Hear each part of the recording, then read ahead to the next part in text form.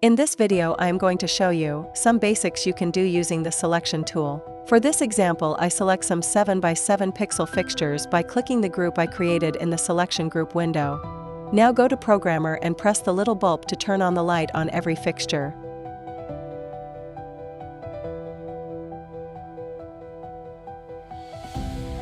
Now in the Programmer window go to Selection Tool to make the selection tool appear on the top right corner. Now back in the Programmer window make sure Intensity is selected and then go to the Effect tab.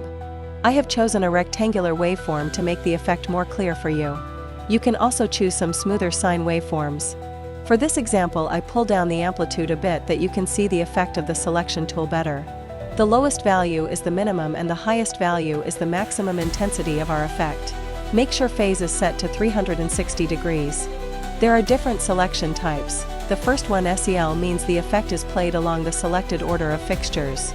ID means the effect is played along the order of the device ID in your setup. The other selection types are geometrical orders, as you can see.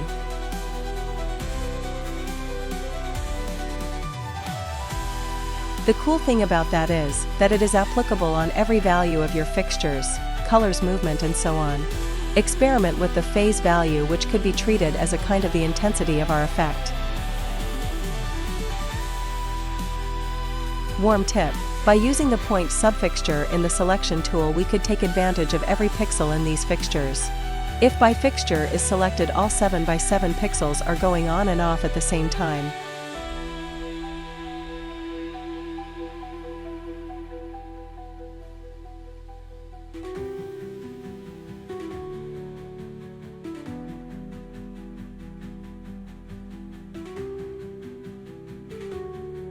The drop-down menu in the selection tool next to From Direction defines from which direction you look on fixtures for the effect.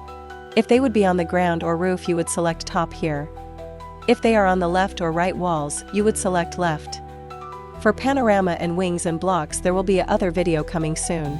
Thank you for watching. If you have a topic you would like to see a video, let me know in the comments below.